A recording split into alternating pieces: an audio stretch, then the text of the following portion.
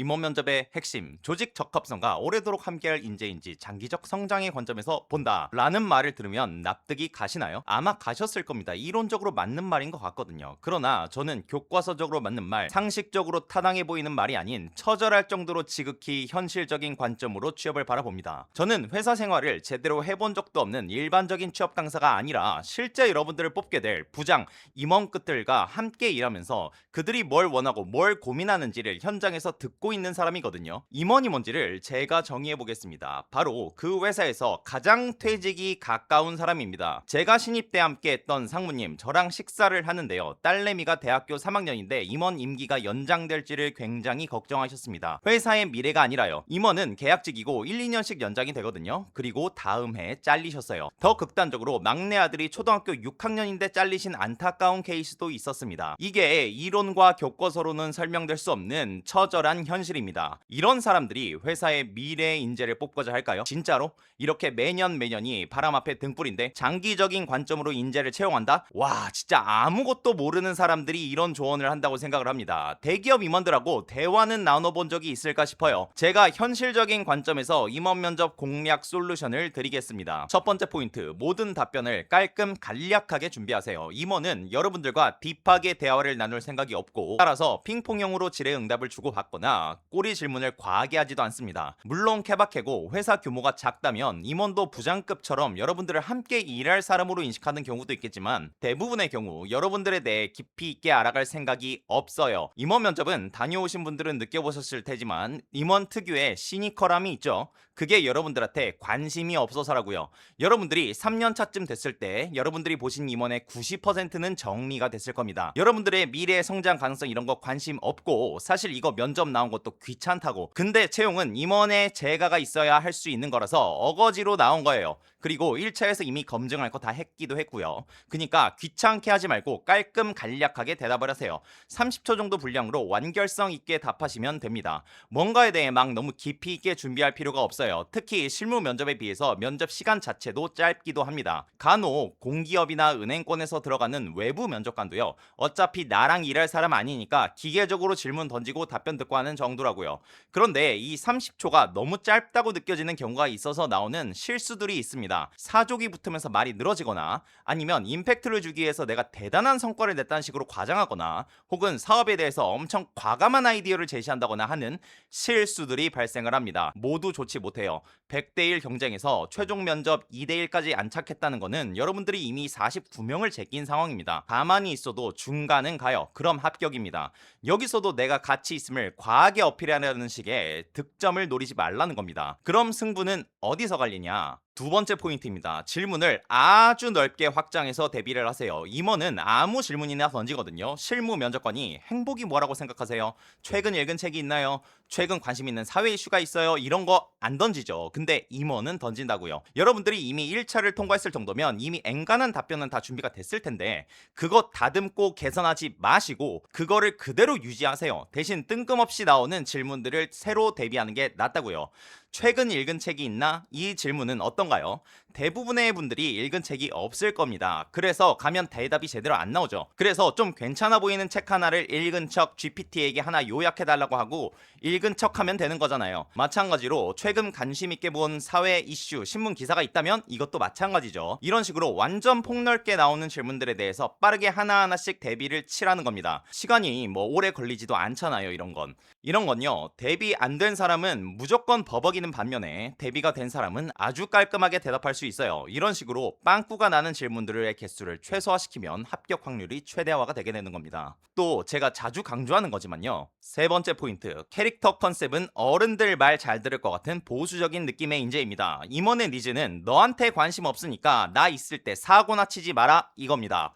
막 톡톡 튀고 창의적이고 혁신적인 캐릭터 컨셉 아주 비추천합니다. 다시 말하지만 임원은 여러분들의 미래와 함께할 수 없습니다. 답변이다. 기존 질서와 체계에 시비 털지 않을 사람을 원해요. 뭔가를 막 바꾸고 싶어하고 MZ스럽고 그런 거 진짜 안 좋아합니다. 위에서 시키면 시키는 대로 하고 부당한 일이 있어도 불만 없이 조용히 수그러져 있고 그런 캐릭터 좋아한다고요. 임원 입장에서 있는 듯 없는 듯 느껴지면 그게 좋은 신입입니다. 임원에게 남은 1, 2년 임기 내에 신입이 대단하게 할 수 있는 거 아무것도 없어요. 그나마 기대할 수 있는 게 하나 있다면 어른들에 대한 리스펙 정도. 이걸 어필할 수 있는 타이밍이 있을 수도 없을 수도 있지만 상황형 질문이나 사회 이슈 답변 등에서 윗사람들에 대한 공경이나 위계 질서를 존중하는 식의 가치관에 기반한 답변들이 들어가면 매우 매우 좋습니다. 네 번째 포인트, 약점 파트를 잘 준비하세요. 예를 들어 군면제가 됐다거나 창업 경력이 있다거나 아니면 뭐 해외대 출신이라거나 이런 것들에 대한 공격이 들어옵니다. 이것도 마찬가지로 임원은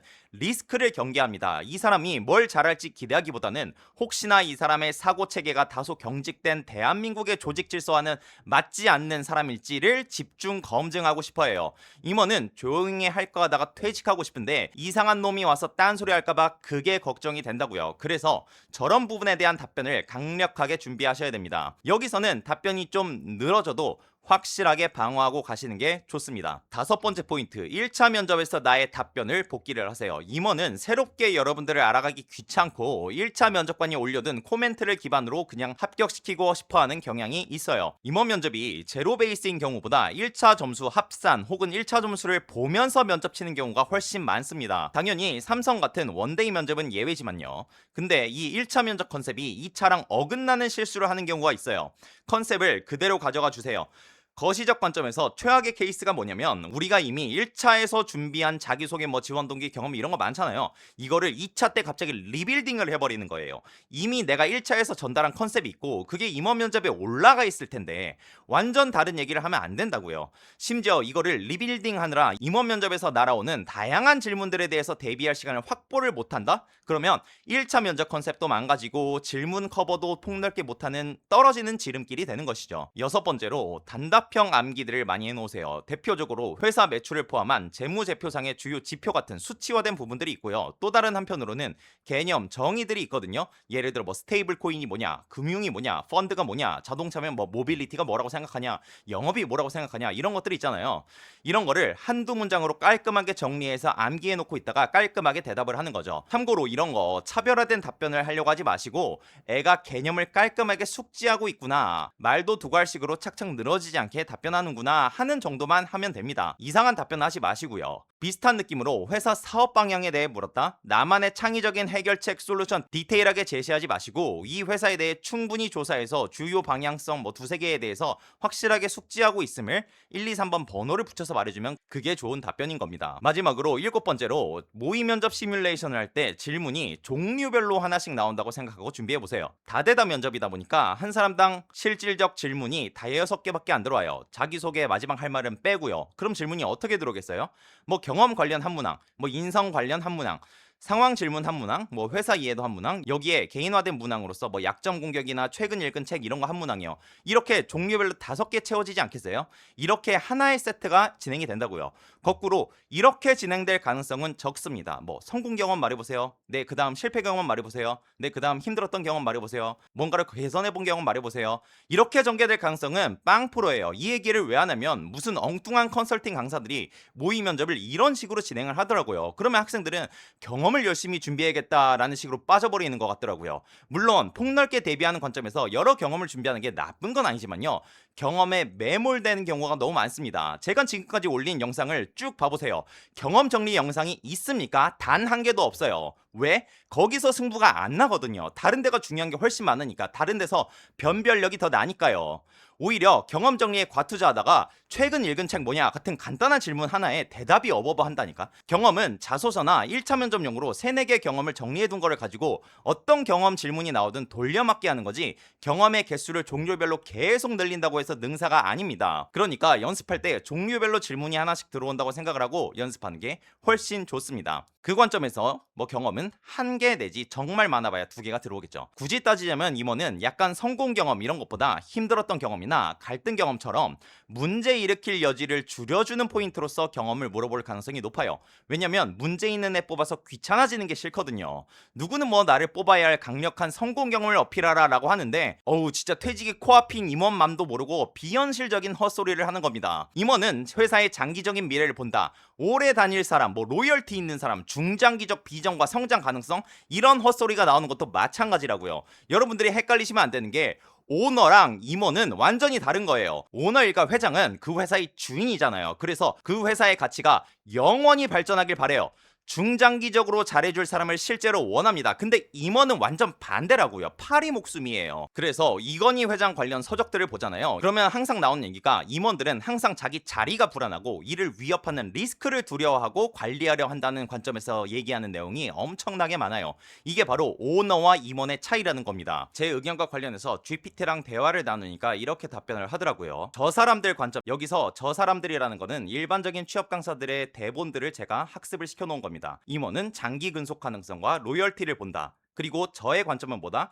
임원은 장기 성장 가능성보다 당장 지금 자기 눈앞에 거슬리지 않고 리스크가 없어 보이는지를 본다. 이게 제가 말하고자 하는 핵심입니다. 최종적으로 임원 면접은 장기 비전 발표장이 아니라 짧은 시간 안에 감점 요소 없이 무난한 합격권으로 통과하는 시험이다 라고 보는 게 맞습니다. 여러분들은 처음 들어보는 생소한 관점이시겠죠. 아무도 이런 얘기를 안 해주거든요. 못 해주거든요. 왜? 진짜로 상위권 대기업에서 몇 년 이상 근속을 하면서 부장급, 임원급들과 실제로 일과 대화를 해보고 그들의 관점에서 면접을 가이드해주는 사람이 대한민국 취준판에 진짜 없는 수준이에요. 그래서 제가 유튜브를 하게 된 거고요. 다들 말로는 면접관의 관점을 알아야 합니다 라고 말은 하는데 대기업 근속 경력이 없거나 낮고 혹은 일개 스피치 강사들이 이런 포인트를 어떻게 알겠어요. 전 제가 실제로 같이 일하고 있는 사람들이라서 이 사람들이 뭘 원하는지를 정말 잘 압니다. 이렇게 제가 진짜 극한의 현실적인 관점으로 면접관들의 시각을 전부 전달드릴 테니 구독 눌러주시고 좋아요 눌러주시고 많이 시청을 해주세요.